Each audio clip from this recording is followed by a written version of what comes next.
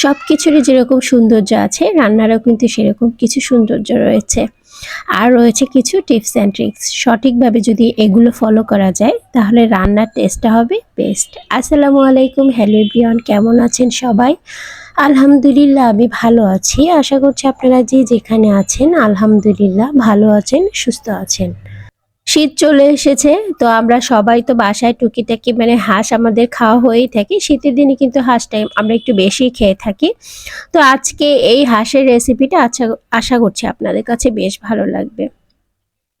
কিভাবে একদম সহজ উপায়ে রান্না করবেন আর টেস্টটা খুব ভালো আসবে সেটাই শেয়ার করছি। চলে যাচ্ছি মূল পর্বে। প্রথমেই আমি ফ্রাই প্যানে এখানে তেল দিয়ে দিচ্ছি আর গোটা মশলাগুলো দিয়ে দিচ্ছি। এখানে নিয়েছি শুকনো মরিচ, তেজপাতা, লবঙ্গ, গোলমরিচ আর হচ্ছে দারচিনি, এলাচ। তো আমি এগুলোকে হালকা করে একটু তেলে ভেজে নিব। যখনই মশলাগুলোর ফ্লেভারটা বাইরে চলে আসবে, যখনই তেলে দেখবেন দিলেই মশলাটার একটু পরে ফ্লেভারটা চলে এসেছে, তখন 1 কাপ পেঁয়াজ এখানে আমি ইউজ করছি। এটা কুচি করে ইউজ করছি। আপনারা ইচ্ছে করলে বাটা পেঁয়াজটাও করতে পারেন। আমি কিন্তু আজকে 2টা পেঁয়াজ দিয়ে তৈরি করব। এখানে বাটাটাও ইউজ করব, আবার কাঁচাটাও ইউজ করব। তো বেশ কিছুক্ষণ পেঁয়াজটা ভাজার পরে যখন একটু এরকম নরম হয়ে আসবে, তারপরও আমি একটু হালকা করে ভেজে নিব। যেহেতু বাটা পেঁয়াজটা আমি একটু পরে ব্যবহার করব, তাই এখন যে পেঁয়াজটা দিয়েছি সেটা একটু লাল করে ভেজে নিচ্ছি। আর এ পর্যায়ে কিন্তু লাল করে একদম ভেজে নেওয়া হয়ে গিয়েছে। মশলাগুলো সব একসাথে ভেজে নেওয়া হয়ে গিয়েছে। এখন আমি এখানে হালকা একটু গরম পানি দিয়ে দিচ্ছি। আর গরম পানিটা একটু পেঁয়াজের সাথে নেড়েচেড়ে মিশিয়ে নিচ্ছি। তারপর আমি এখানে বাটা মশলাগুলো ইউজ করব। আর বাটা মশলা হিসেবে এখানে নিচ্ছি আমি 2 চা চামচ জিরা বাটা, 1 চা চামচ ধনিয়া বাটা, তারপর হচ্ছে 2 চা চামচ পেঁয়াজ বাটা, তারপর হচ্ছে 1 চা চামচ আদা বাটা, তারপর হচ্ছে 1.5 চা চামচ রসুন বাটা, 2 চা চামচ কাশ্মীরি লাল মরিচের বাটা। তো আমি হাঁস রান্নার ক্ষেত্রে কিন্তু একটু বেশি মশলা ইউজ করতে হয়, তাহলে কিন্তু রান্নাটা টেস্টটা খুব বেশি ভালো আসে। আর এই যে কাশ্মীরি লাল মরিচের পেস্টটা আপনার রান্নাটার টেস্টটা অনেকটা বাড়িয়ে দিবে। অনেক আগ থেকে আমরা জেনে আসছি বাটা মশলার স্বাদ কিন্তু অনেক হয়। তো এ পর্যায়ে আমি দিয়ে দিচ্ছি লাল মরিচের গুঁড়া 1/2 চা চামচ, স্বাদ মতো লবণ, দিয়ে দিব 1 চা চামচ হলুদের গুঁড়া। যেহেতু কাশ্মীরি লাল মরিচের যে বাটাটা সেটা আমি ইউজ করেছি, তাই মরিচের গুঁড়াটা কিন্তু আমি 1/2 চা চামচ নিয়েছি। আপনারা আপনাদের পরিমাণ বুঝে নিয়ে নেবেন, যে যেরকম ঝাল খেতে পছন্দ করেন সেরকম নিয়ে নেবেন। তো এই পর্যায়ে আমি মশলাটাকে ভালো করে 2-3 মিনিটের মতো একটু কষিয়ে নিব। যখন দেখব মশলাটার কালারটা একটু চেঞ্জ হয়ে আসছে, তখন আমি হাঁসের মাংসটাকে কেটে ধুয়ে পরিষ্কার করে রেখেছিলাম সেটা দিয়ে দিব। তো কিছুক্ষণ কষানোর পরে এটার কালারটা কিন্তু এখন একদমই চেঞ্জ হয়ে গেছে। এখন আমি মাংসটা এখানে দিয়ে দিচ্ছি।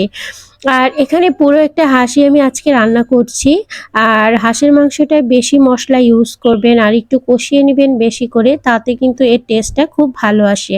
আর এরকম আস্ত রসুন দিয়ে তৈরি করলে তো কথাই নেই, আমার বাসায় এটা খুব বেশি পছন্দ করে। আসলে এখন আমরা সচরাচর সব রেসিপি সবাই বাসায় ট্রাই করে থাকি। তো যারা যারা রেসিপিটি এভাবে ট্রাই করেনি অবশ্যই একটু ট্রাই করে দেখবেন। যারা হাঁস খেতে পছন্দ করে না তারাও হাঁসটা খেতে খুব পছন্দ করবে। এভাবে রান্না করলে অনেকটা টেস্ট হয়। তো ঢাকনা দিয়ে ঢেকে রেখে দিচ্ছি।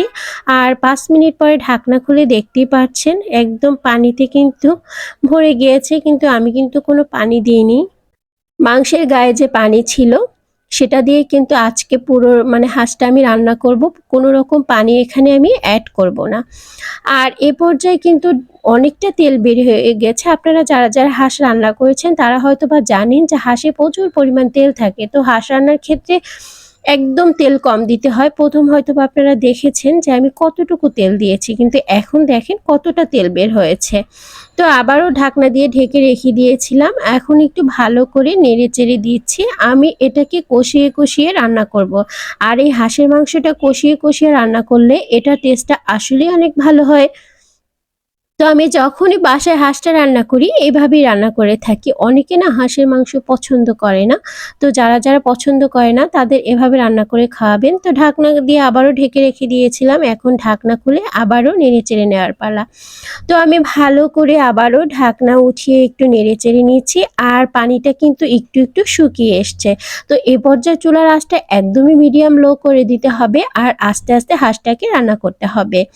আর এভাবে ঢাকনা দিয়ে ঢেকে আস্তে যদি হাঁসটাকে রান্না করেন, মশলাগুলো হাঁসের ভিতরে ভালোভাবে ঢুকে যাবে, হাঁসের মাংসটাও সিদ্ধ হয়ে যাবে একদম পারফেক্টভাবে, আর আপনার যে ঝোলটা রাখবেন সেটাও পরিমাণ মতো থাকবে। আবারও ঢাকনা দিয়ে ঢেকে রেখে দিয়েছিলাম। তো এবার ঢাকনা খুলে হাঁসের মাংসটা যখন 80% মতো সিদ্ধ হয়ে যাবে, তখন এখানে আস্ত রসুন আমি দিয়ে দিচ্ছি। আর রসুনগুলোকে ভালো করে ধুয়ে পানিতে ভিজিয়ে রেখেছিলাম, যাতে ভিতরে ময়লা থাকলে সেগুলো বের হয়ে যায়। তো এ পর্যায়ে রসুনগুলো আমি এখানে দিয়ে দিচ্ছি, আর রসুনগুলো দেওয়ার সময় ভালো করে চেক করে নেবেন। অনেক সময় রসুনের ভিতরে কিন্তু ময়লা থাকতে চায়, তো সেজন্য রসুনগুলোকে আধা ঘন্টা আগে পানিতে ভিজিয়ে রাখবেন, কোনো ময়লা থাকলে সেটা বের হয়ে যাবে। তো রসুনগুলো দিয়ে আমি একটু নেড়েচেড়ে ভালো করে দিয়ে ঢাকনা দিয়ে ঢেকে তারপর এটাকে ভালো করে রান্না করে নিব।